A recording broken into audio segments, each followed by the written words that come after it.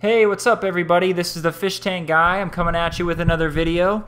And I thought it'd be really cool to give everyone an idea of what it actually costs to start up a Biocube 29-gallon saltwater tank, with an aquascaped environment and fish, and eventually, prepared to take on corals down the line. Now, I'm about 2 months in with this tank, and I've seen a lot of videos on YouTube where people say, oh, you can start a saltwater tank really cheap, or you can start them and they're really expensive, but I've never seen anyone actually do a breakdown of what it would cost to start one up.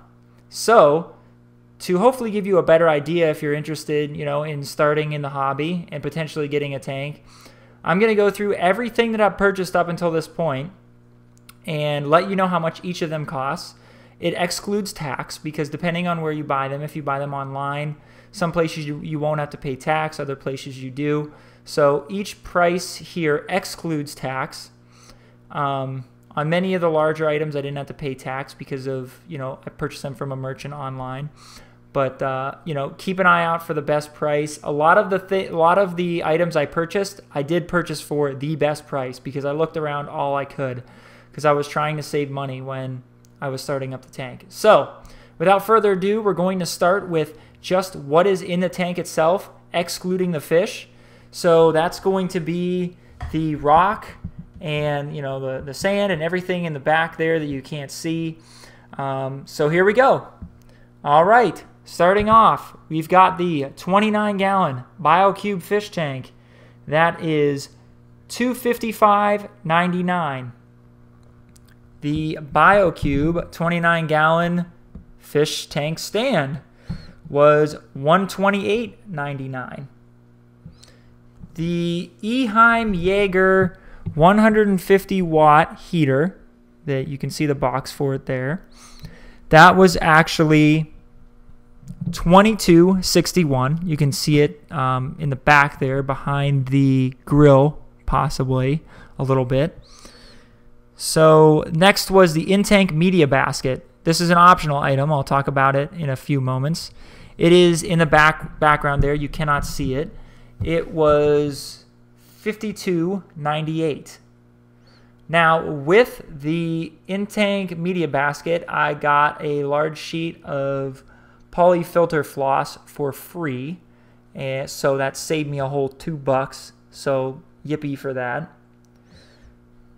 In addition, what goes in the in-tank media basket is the Purigen you see there. I got a 250 milliliter little container of Purigen.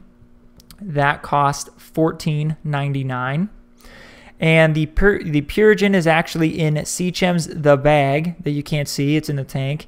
And that cost $8.29.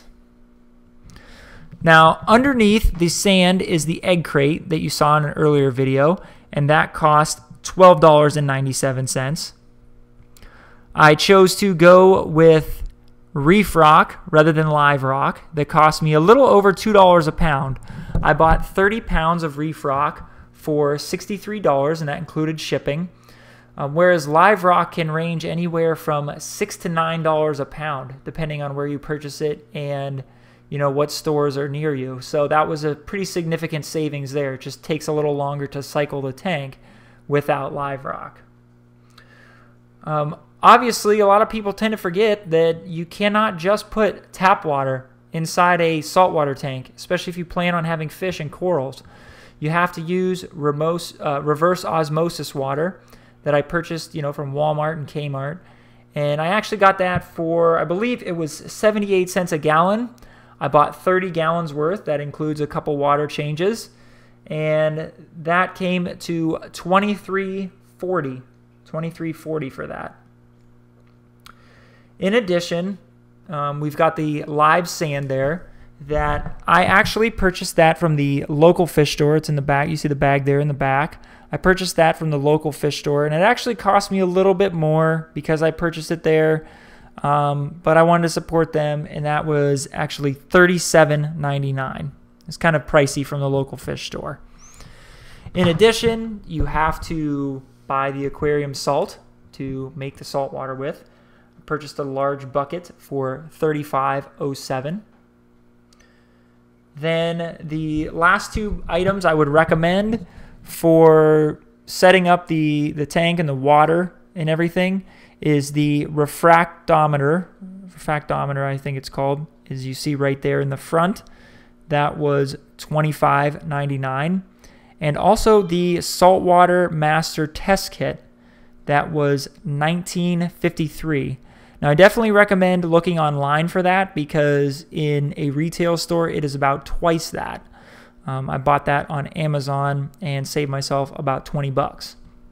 So, thus far, without fish food, without any added extra things, we are already up to $701.80.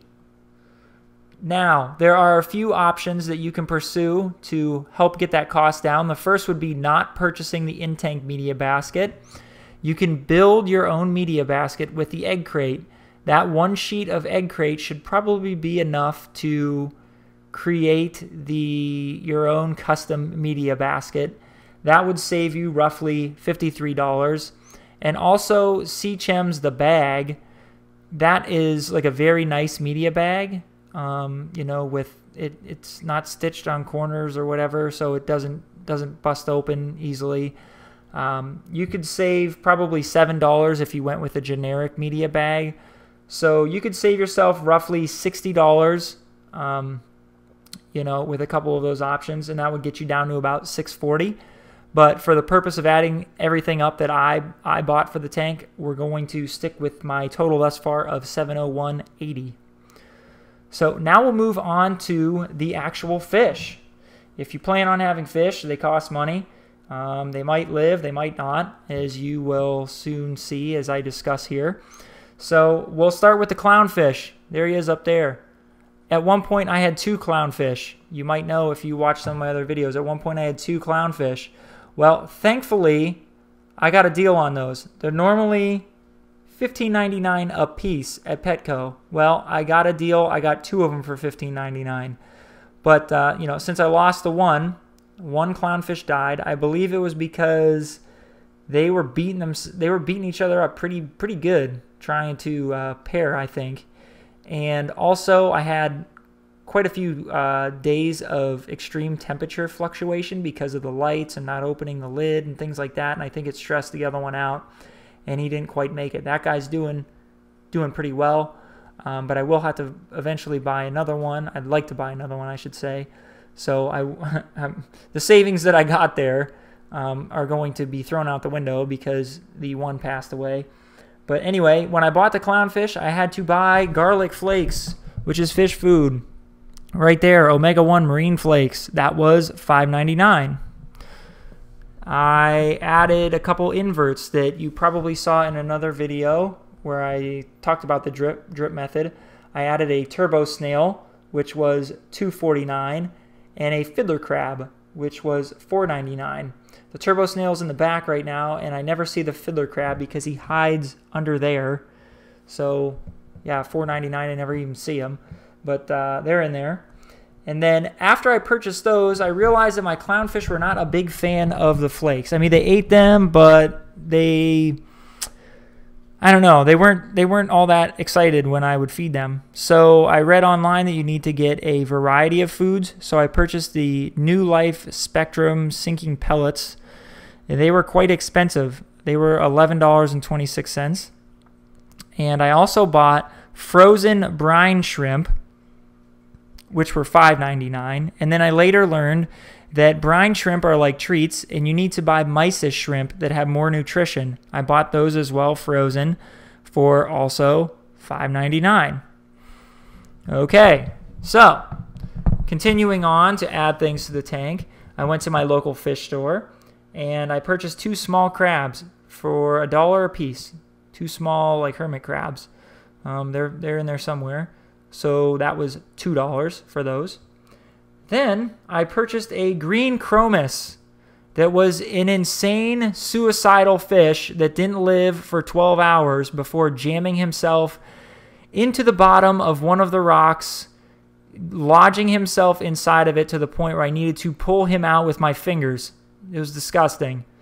Well, luckily he was only $5.99, so not a huge loss. However, I did buy a Dispar Anthias that was a beautiful fish, and he made it a little longer, but he was pretty schizo, and he actually hid underneath the bottom rock, and where he was hiding, I did not have any sand, which was my fault. You live and learn. It was just exposed egg crate. I believe the rocks shifted slightly, and he got startled and he got stuck, and he didn't make it. Well, he was a little bit more expensive, especially from the local fish store. He was $44.99. So that, yeah, I flushed $44.99 down the toilet. Literally flushed him down the toilet. Okay, so after those 2 losses and feeling depressed for a day or so, I, waited a little bit and then decided to add a few more creatures to the tank. I added a hermit crab that you saw earlier in the picture. He was $4.99 at Petco. I added that Banggai cardinal up front there. He was $11.99 at Petco.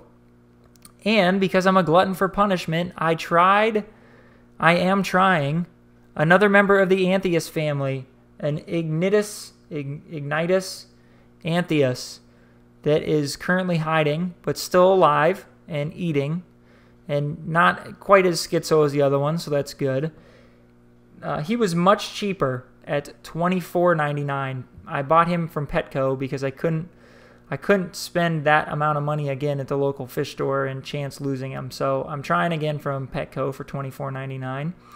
And the last creature that I added to the tank that is in there somewhere, probably on the back side, is a cleaner shrimp that was $29.99, also from Petco. So now that we have added all that up, all the fish that made it, the fish that didn't make it, and the inverts and the fish food, the total for those things is $177.64, which brings our grand total to $879.44 thus far. $879.44. Now, you might say, but fish tank guy, I'm not going to lose any fish. Okay, sure you won't. Sure you won't. I didn't think I would lose any fish either. I had this all planned out perfectly. I was not going to lose any fish. They were all going, but look at that clownfish, man. He's going crazy. What is he doing? Dude, he's nuts. Clownfish are goofy sometimes. But, yeah, no matter how well you plan, you might lose a fish. Maybe you won't. Maybe the fish gods will look kindly upon you and you won't lose a fish. But chances are you might possibly lose one along the way. Okay, so now let's move to what I call optional items. They're not really optional. They are optional, but I think they are something you should have for your tank. I do recommend them for sure. Let me adjust myself here. Get closer.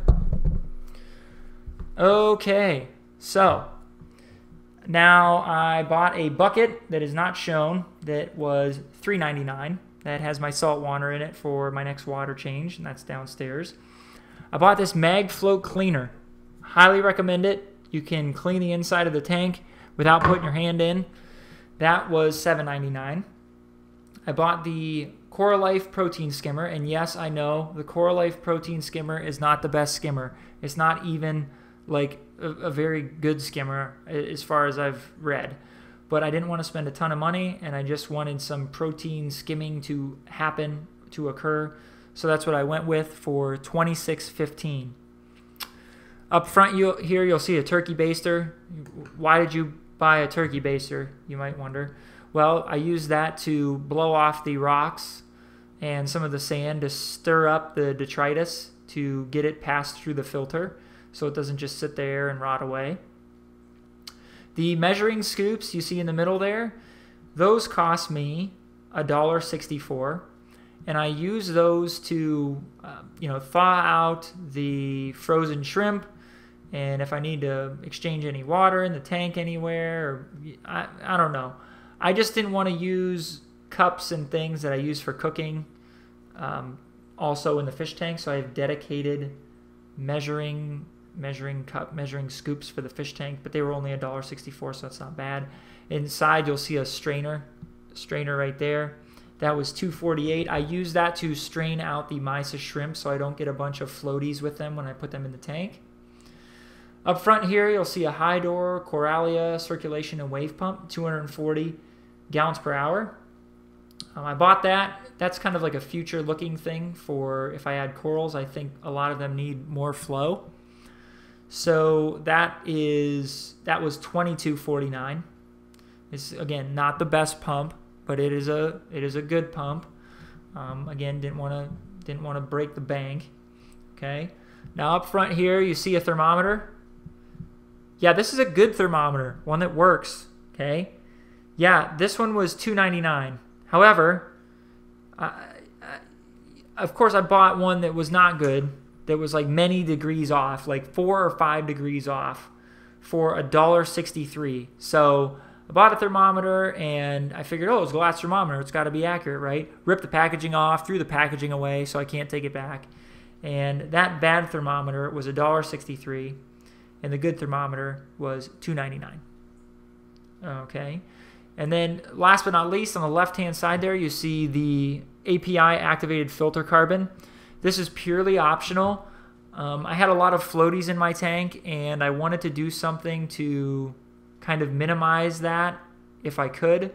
So I read online about using carbon in conjunction with your Purigen. Not all the time, just from time to time. And the carbon, that activated carbon was only $8.99. And the generic media bag that I was speaking about earlier, I bought for that. And that, wait, activated carbon, $8.99. That's what I said. Okay. And the media bag was only 89 cents. So all of these things here, plus the bucket, plus the bucket, and yeah, the good thermometer, bad thermometer, comes to a total of $81.21 for all the extra stuff. So it's not too bad. Which brings us to a grand total of $960.65. So, if you're interested in getting into the hobby, you like the Biocube kind of all-in-one setup, and you want a good idea of what it will cost to, have an aquascaped environment, have some fish, some sand, some rocks, heater, all the 9 yards. It's going to cost you a little under $1,000. Now, mind you, you could do things differently than I did. You can save money in certain ways. You can forego some things. Maybe, like I said, the fish gods will look kindly upon you, and you will never lose a fish. And you won't have to spend any extra money on buying a fish more than once. But more than likely, if it's your first saltwater tank, or it's your first tank at all, you're going to make mistakes. Things will happen that you don't anticipate, that you don't really think of, and you will end up spending a little bit more than you anticipate. So, in summary, my whole setup thus far has cost me $960.65. I'm hoping that this video will help give you an idea of how much it could potentially cost you to start up a saltwater tank, and hopefully you learned something from it.